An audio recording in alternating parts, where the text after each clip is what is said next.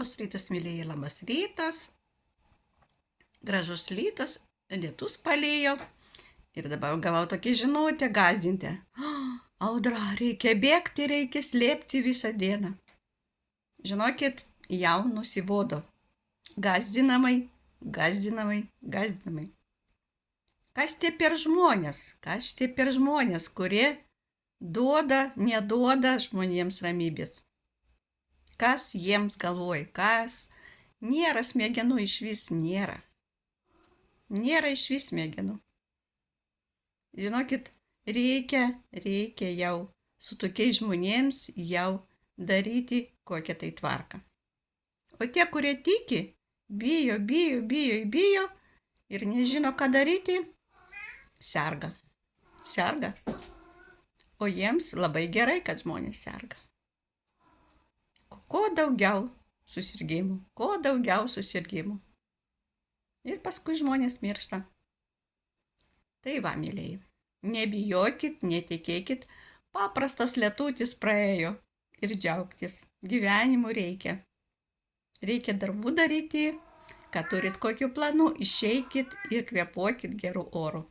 Tuo aš eisiu irgi vesiu savo kačiukus, o šiandien aš jums noriu parodyti, kad ateinu jau prie rudens tokie orai. Tai jau dariau jums video ir mūsų katukas murčia, kad profilaktikai, jeigu kas susirgo, mūsų grybą gerkit.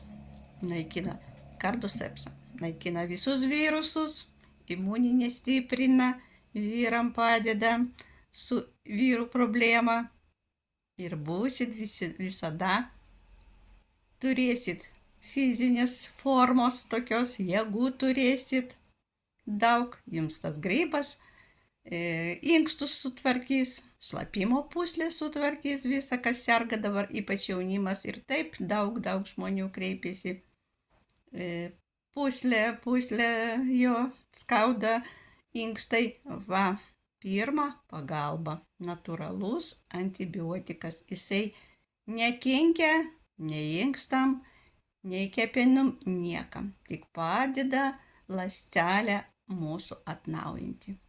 Tai va, mėlyje, nieko nebijokit, darykit profilaktiką ir išvis būkit sveiki, linkiu šią dieną ir toliau.